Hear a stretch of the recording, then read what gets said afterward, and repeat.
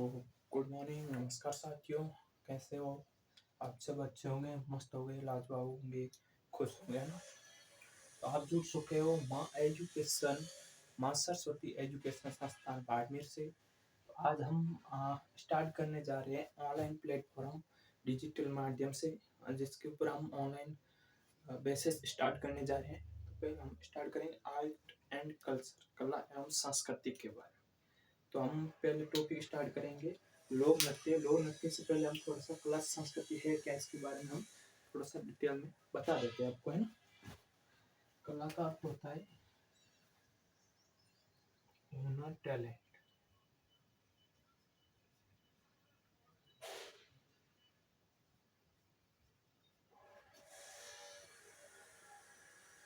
या प्रतिभा भी कह सकते हैं इसको।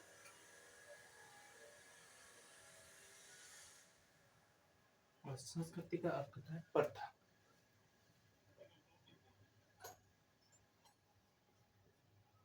ठीक है, इससे आपको समझ में आ रहा है ना अच्छी तरीके से। तो हम पढ़ेंगे कला संस्कृति। कला राजस्थान के जो वर्तमान प्रेजेंट टाइम में जो है कला संस्कृति विभाग के मंत्री कौन है? तो वर्तमान में अपने सुना हुआ है दिव्या कुमारी से। कौन है? दिव्या कुमारी।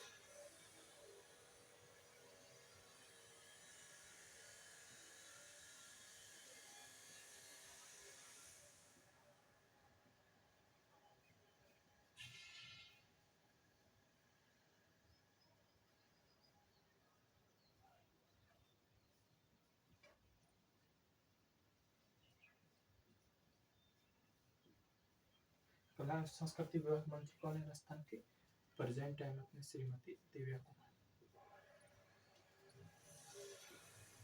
तो उप मुख्यमंत्री भी है।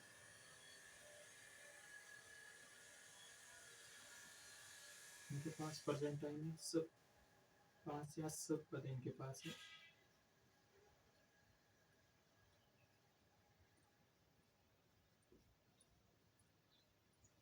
और अपने भारत के कौन है प्रेजेंट टाइम में कैबिनेट जो मंत्री है प्रेजेंट कला संस्कृति। प्रेजेंट टाइम में अभी जो जोधपुर है, जोधपुर के सांसद भी है, उनके नाम जानते हो आप? श्री गजेंद्र सिंह शेखावत। श्री गजेंद्र सिंह शेखावत।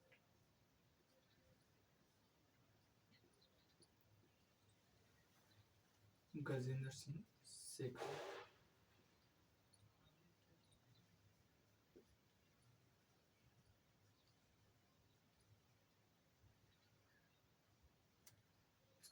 राजस्थान की जो है सांस्कृतिक राजधानी कौन है? राजस्थान की सांस्कृतिक राजधानी अपनी है जोधपुर। कौन सी है? जोधपुर।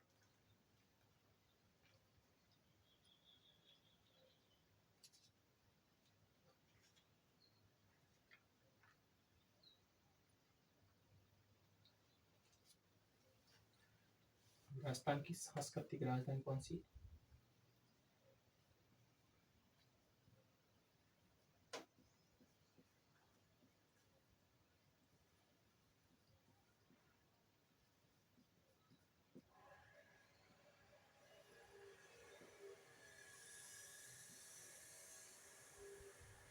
सांस्कृतिक राजधानी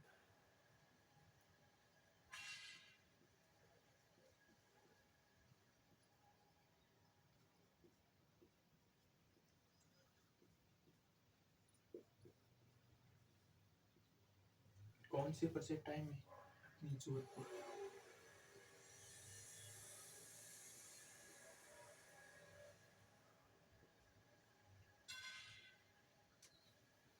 जोधपुर में ऐतिहासिक ऐसे स्थल भी हैं जो पर्यटक स्थल मेहरानगढ़ किला हो गया, जसवंत सिंह थड़ा हो गया, उम्मेद प्लेस हो गई, चिड़ियाघर, बहुत सारे, और कायना जेल हो गई, कायलाना, है ना। बहुत सारे पर्यटक स्थल है आपको जोधपुर में देखने।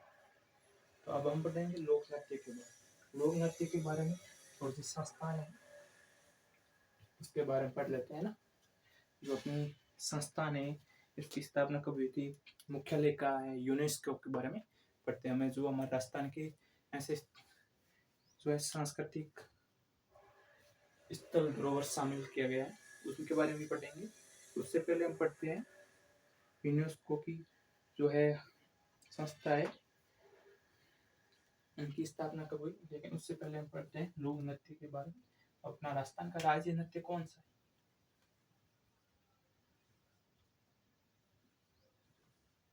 राजस्थान का राज्य नृत्य, जैसे नृत्यों का सिरमौर भी कहा जाता है,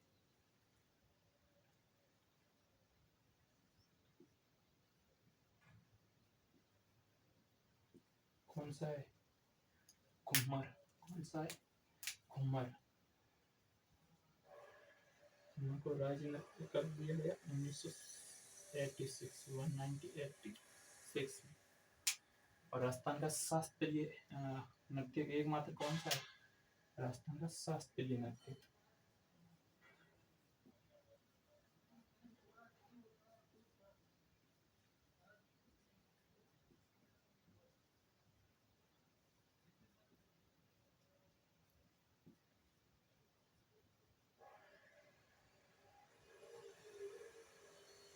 ये कौन सा है?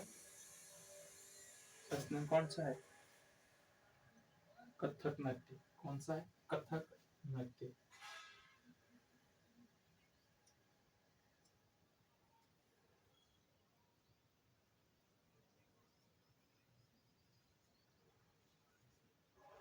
राजस्थान का एक नृत्य और भी है, जिनको राजस्थान का एक नृत्य और भी है जो यूनेस्को की अमूर्त सांस्कृतिक धरोहरों में शामिल किया गया है।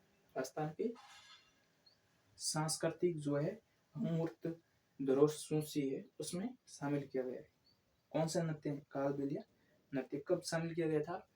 2010।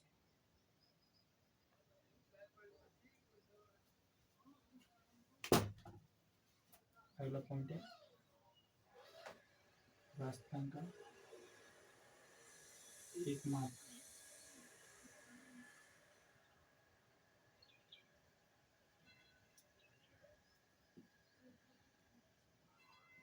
नृत्य जो यूनेस्को की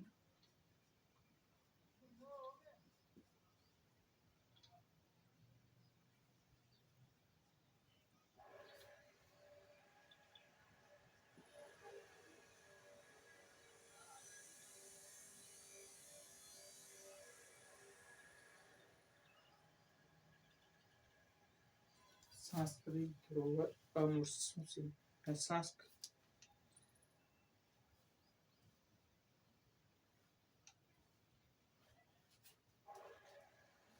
यूनेस्को की अमूर्त सांस्कृतिक धरोहरों में शामिल किया गया है। कौन सी अमूर्त? धरोहर में से सांस्कृतिक है, लेकिन आपसे एग्जाम में पूछ लिया जाएगा कि उस अमूर्त सांस्कृतिक।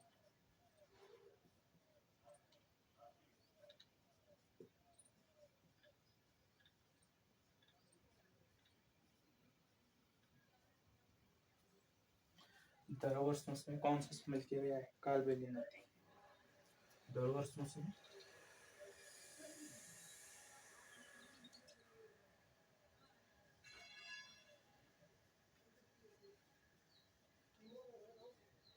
कौन सा अपना नृत्य है? कालबेलिया नृत्य। कौन सा? कालबेलिया नृत्य। कब शामिल किया गया? 2010।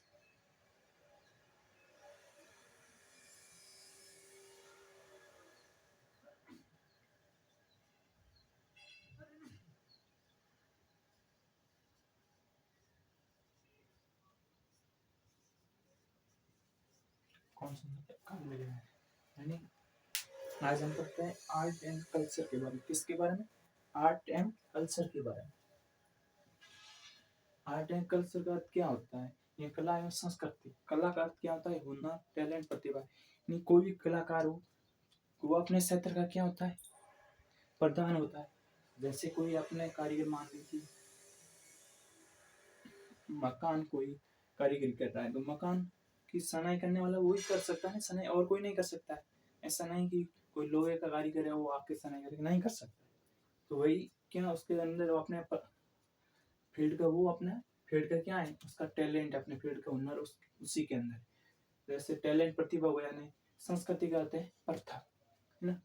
राजस्थान के प्रेजेंट टाइम में राजस्थान के प्रेजेंट टाइम में कौन है मुख्यमंत्री? जैसे सॉरी, मुख्यमंत्री नहीं, कला संस्कृति विभाग मंत्री कौन है? श्रीमती दिव्या कुमारी जी। और भी उप मुख्यमंत्री है और भी पार्ट उनके पास डिपार्टमेंट्स है। और भारत का जो कैबिनेट जो संस्कृति या पर्यटन विभाग मंत्री को इसको नाम भी दिया जाता है। तो भारत के कला संस्कृति विभाग मंत्री कौन है ने वर्तमान में?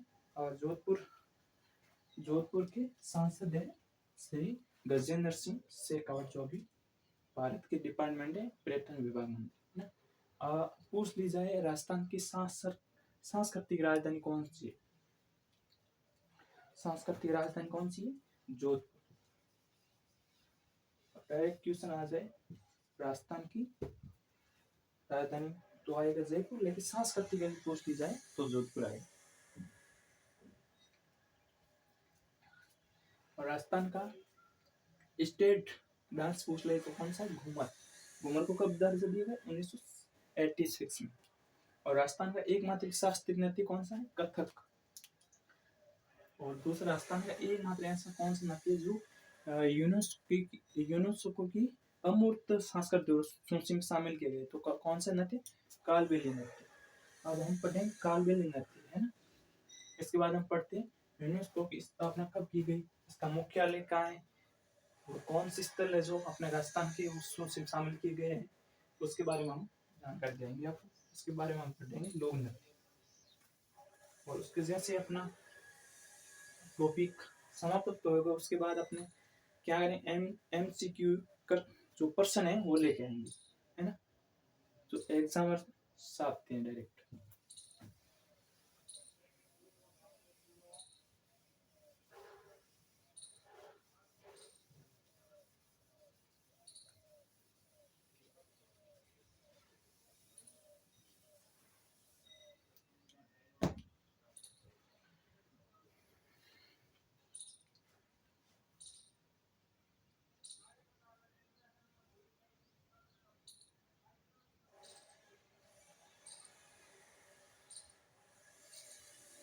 तो हम पढ़ेंगे यूनेस्को शास्त्र।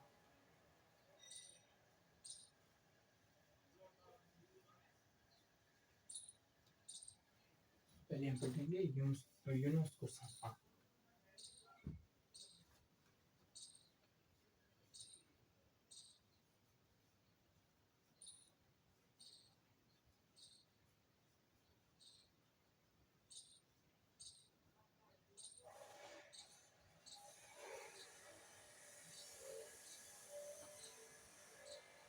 पहले इसकी स्थापना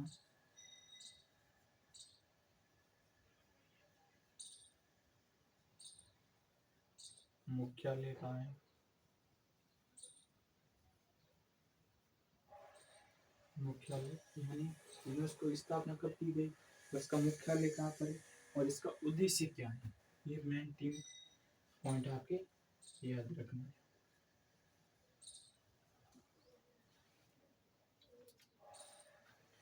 तो यूनेस्को की स्थापना कब की गई थी? 16 नवंबर 1945, है ना। 16 नवंबर 1945 में की गई। और इसकी जो है मुख्यालय वो पेरिस, अपना पेरिस कहाँ पता है? फ्रांस। स्थापना 16 नवंबर 1945 में। इसका मुख्यालय जो है पेरिस, फ्रांस।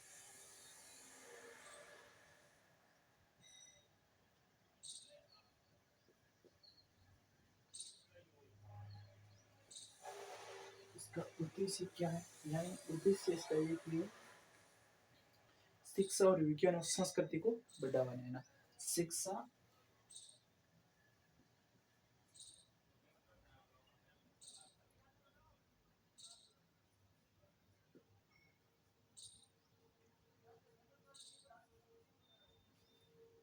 शिक्षा संस्कृति को क्या है? बढ़ावा देना। शिक्षा, संस्कृति और विज्ञान, साइंस के क्षेत्र।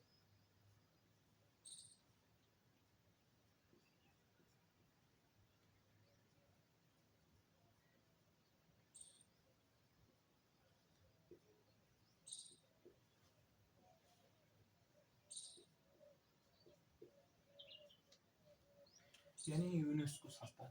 ये किससे संबंधित? लोक नृत्य से अपने संबंधित है। यूनेस्को का पूरा नाम क्या है? यूनेस्को का पूरा नाम है संयुक्त राष्ट्र शैक्षिक वैज्ञानिक तथा सांस्कृतिक संगठन। इसकी स्थापना कब की गई? 16 नवंबर 1945 को। मुख्यालय कहाँ है? पेरिस, पेरिस फ्रांस, है ना। और उद्देश्य क्या है? शिक्षा, संस्कृति, विज्ञान को बढ़ावा देना। तो हम पहले अब स्टार्ट करेंगे राजस्थान के लोक नृत्य, राजस्थान के लोक नृत्य के बारे में।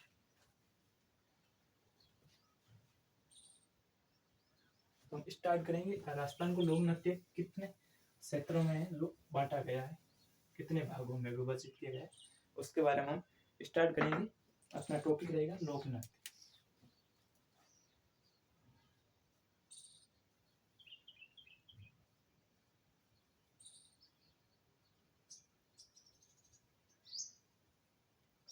लोक नृत्य कितने डिपार्टमेंट में किए गए, विभाजित किए गए? चार कौन कौन से हैं?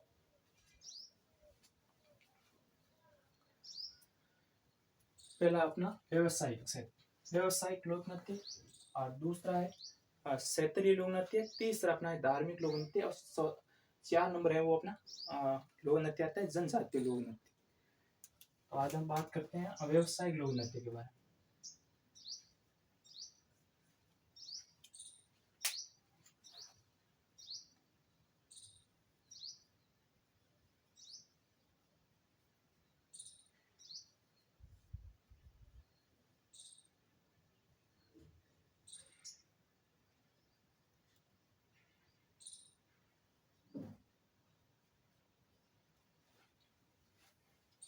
जैसे हम बात करें कि व्यवसायिक नृत्य मतलब 80 से 19% है जो अपने व्यवसायिक नृत्य के अंदर जो भी नृत्य आते हैं, लेकिन इसके अंदर का हिंदी जो एकेडमिक पुस्तक है उसके अनुसार हम पढ़ेंगे। जो अपने मुख्य इम्पोर्टेंट है वो 3 नृत्य है। कौन कौन से हैं? एक इसमें आपको ट्रिक बनाता हूँ। आपने देखा होगा 100 अमिताभ बच्चन का कौन बनेगा करोड़पति, कौन बनेगा करोड़पति। ट्रिक क्या है? KBC, KBC, KBC. के का मतलब है कच्ची घोड़ी नृत्य। कौन सा?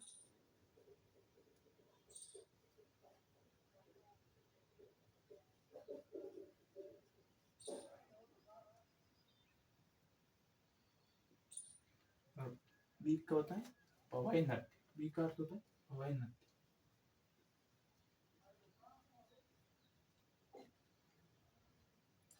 और सी का सरी नृत्य।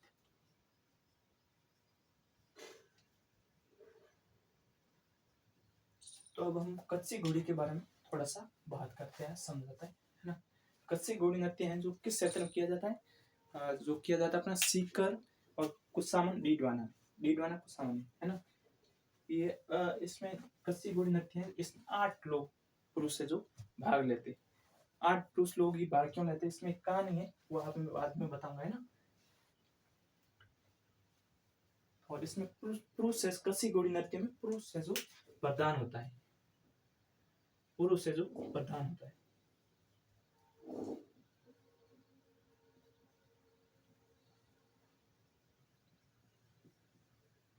यानी कच्ची घोड़ी नृत्य किसके द्वारा किया जाता है? पुरुष द्वारा। कितने पुरुष भाग लेते हैं?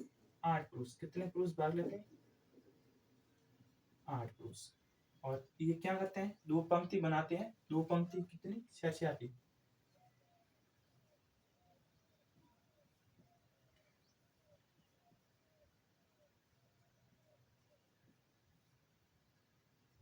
चार व्यक्तियों की इसमें। और इसमें जो है दृश्य ये जब नृत्य करते हैं 6 व्यक्ति 2 पंक्ति में, तो ये मतलब एक दृश्य जो है प्रतीत होता है। कौन सा?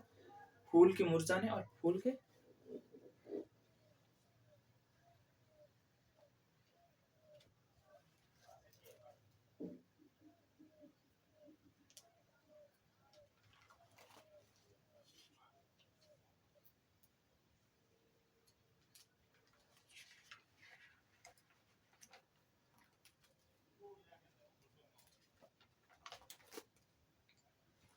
सॉरी जैसे इसमें एक दृश्य प्रतीत होता है फूल के खिलने और फूल के मुरझाने। फूल आपने देखा फूल खिलता कैसे है, मुरझाता कैसे, है ना।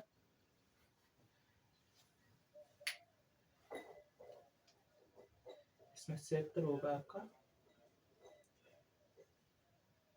सीकर और दो कुछ सामान डी1।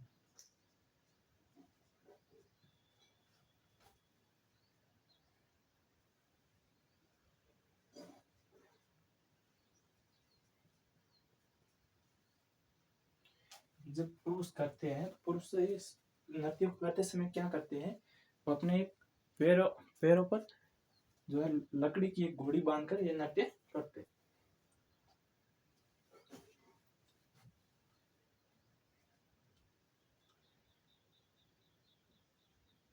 दृश्य कैसा प्रतीत होता है, फूलों के खिलने और फूलों के मुरझाने।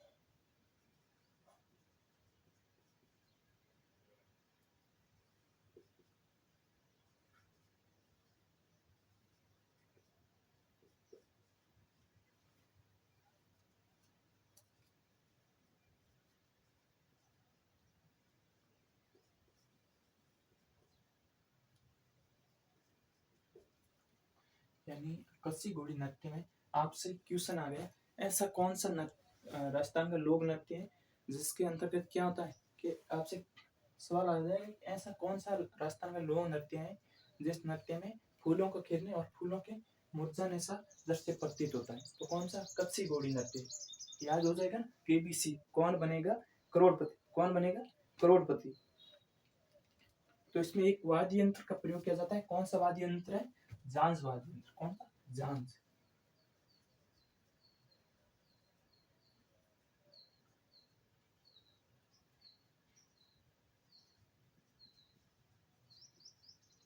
यानी जो लोक नृत्य है अपना कच्ची घोड़ी नृत्य, ये नृत्य करते समय कुछ गीत भी गाए जाते हैं। कौन से गीत है, इसमें गीत होगा लश्करिया, बींद और रसाल। कौन से गीत, 3 गीत है।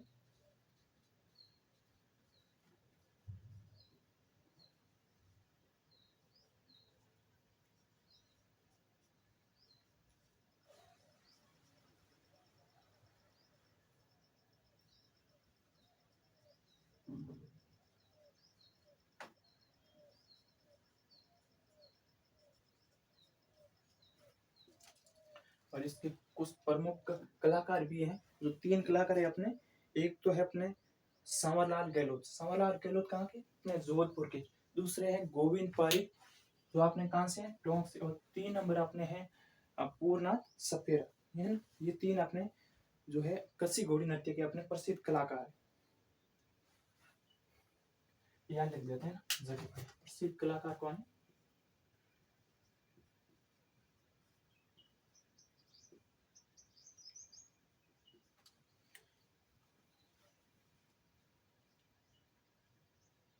आपने ये लिख लिया ना, केबीसी ट्रिक, कौन बनेगा करोड़पति। के का मतलब कच्ची घोड़ी, और बी का मतलब भवाई नृत्य, और सी का मतलब सरी नृत्य। ये भी आपको इम्पोर्टेंट है।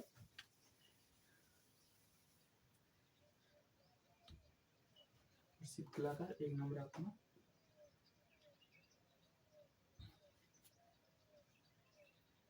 संवरलाल गहलोत।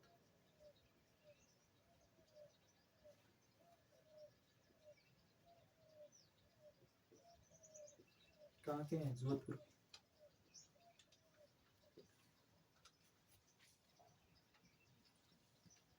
2 नंबर गोविंद पारिक।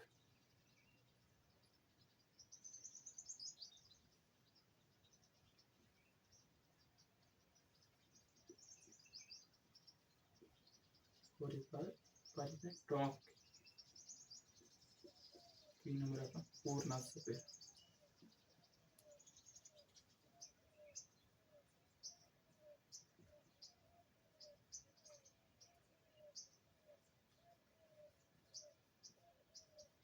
एक अपने विश्व में अग्नि नृत्य कलाकार भी प्रसिद्ध हैं, जिनका नाम क्या है, पूर्णनाथ। वो आपने कहा से, वो भी बाड़मेर से जसनाथ जी के अग्नि नृत्य से संबंध रखते हैं। वो नहीं है, ये पूर्णनाथ और कोई है ना। इनका संबंध किससे, कच्ची घोड़ी नृत्य से। आप इतना लिख लीजिए, इसके बाद वो कहानी मैं आपको सामने सुनाता हूँ।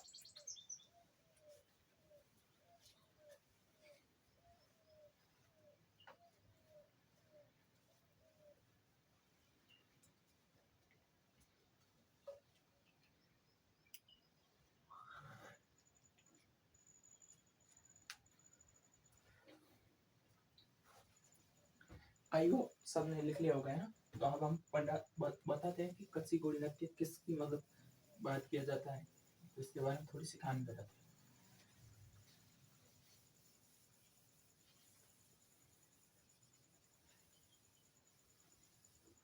कच्ची घोड़ी नृत्य क्यों किया जाता है इसके बारे में बताते हैं।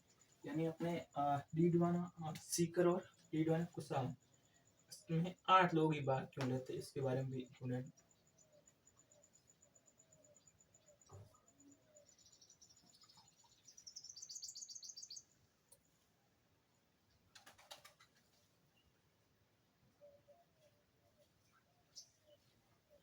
यानी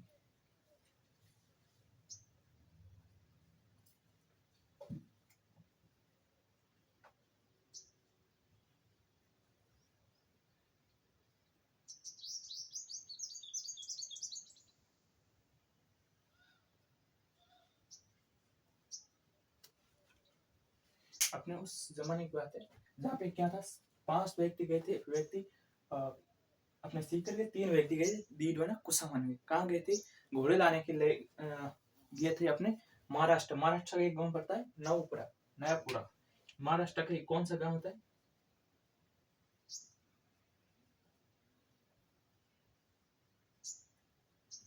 महाराष्ट्र एक गांव पड़ता है नयापुरा।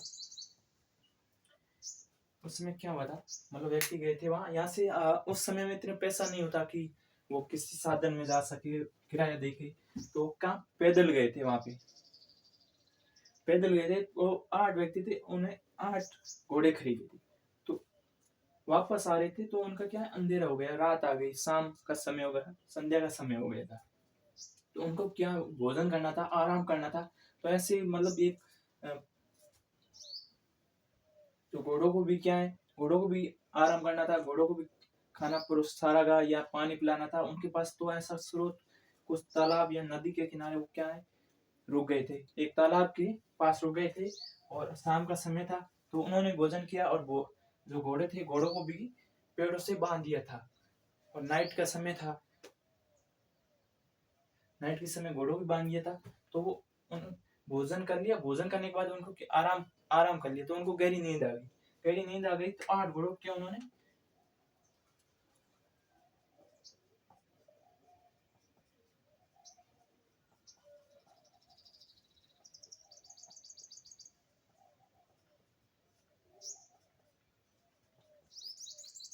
उस समय क्या होता था, अपने उस समय ऐसे सिस्टी कैमरा वगैरह निगरानी के लिए नहीं होते थे। तो उस समय एक गांव का एक मुखिया होता था, उसको जो है जिम्मेदारी दी गई थी। तो उस गांव का एक मुखिया था सुरजन सिंह। कौन था? सुरजन सिंह। कौन था अपना? सुरजन सिंह।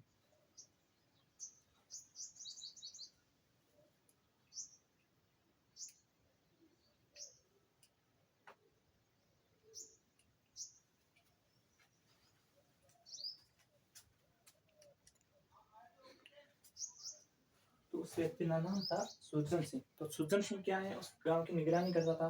तो ये गहरी नींद सो गए, तो वह अंधेरा था, तो निगरानी के लिए सुरजन सिंह वहां गए। सुरजन सिंह ने देखा कि वहां पे कितने घोड़े, 8 घोड़े बंधे हुए।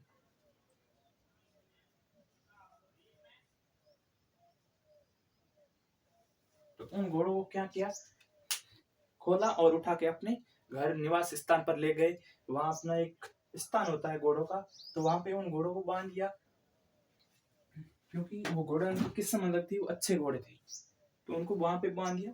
और उनके बाद वो सुबह उठे तो अपने काम से वो व्यक्ति गए थे 5 सीकर और 3 डीलवाना कुसावन से, 8 लोग अपने राजस्थान से गए थे। और उन लोगों ने क्या किया था, वहां पे मतलब खोजबीन की, तो खोजबीन छानबीन से उन लोगों को पता चला, कहीं भी उनको नहीं मिला। तो कुछ लोगों ने बताया कि यहाँ गांव का एक मुख्य है सुरजन सिंह। कौन? सुरजन सिंह। सुरजन सिंह यहाँ के मुख्य हैं, वो इस गांव की निगरानी रखते हैं। तो उनसे आप जाइए, उनसे पूछिए कि कहीं उनके निगरानी में घोड़े नहीं। तो वहां गए, उन्होंने भी मना की थी कि हमने कोई घोड़े नहीं देखे। लेकिन जो 8 व्यक्ति थे, उन लोगों ने देखा था कि घोड़े वहां पे बंधे हुए। तो विनती की सुरजन सिंह से कि हमारे घोड़े लौटा दीजिए। लेकिन सुरजन सिंह कहाँ मानने वाला था, उसने मना कर दिया, आपके ये घोड़े है ही नहीं।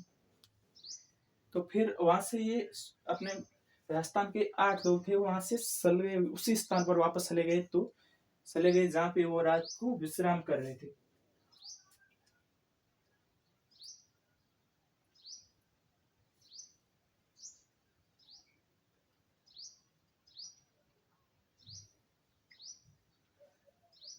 मतलब सुरजन सिंह नाम था उस गांव को, वो निगरानी रखता था। तो उनके घोड़े वहां सुबह उठे तो वहां घोड़े थे नहीं 8। तो वहां निगरानी, उस जमाने में सिस्ट कैमरा नहीं था, अभी प्रेजेंट टाइम अपने सिस्ट निगरानी करता है। बहुत सारे अपने अभी संसाधन, उस समय संसाधनों की कमी थी, है ना।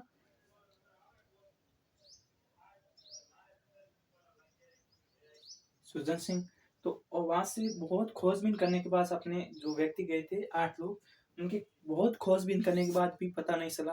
तो वहां के व्यक्तियों ने, लोगों ने बताया कि यहाँ अपने गायत्री की जो निगरानी करते हैं वो सुरजन सिंह करते हैं। कौन करते हैं? सुरजन सिंह।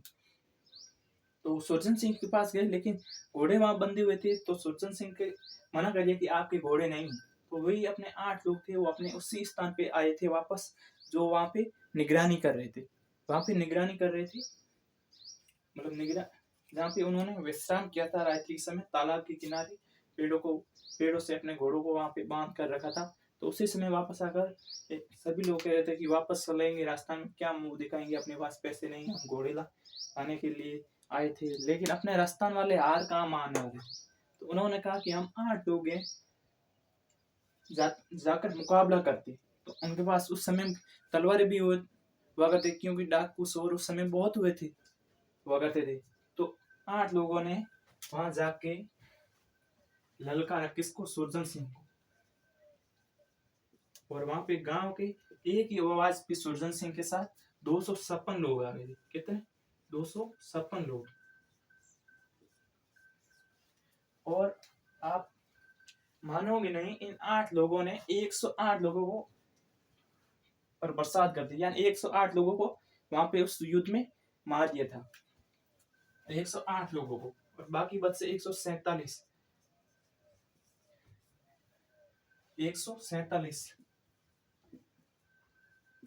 और सुरजन सिंह ने देखा कि गांव वालों ने देखा कि 108 लोगों ने 100, मतलब 8 लोगों ने 108 लोगों को निपटा दी, यानी 100 लोगों को, मतलब एक से अधिक लोगों को उन्होंने निपटा दिया।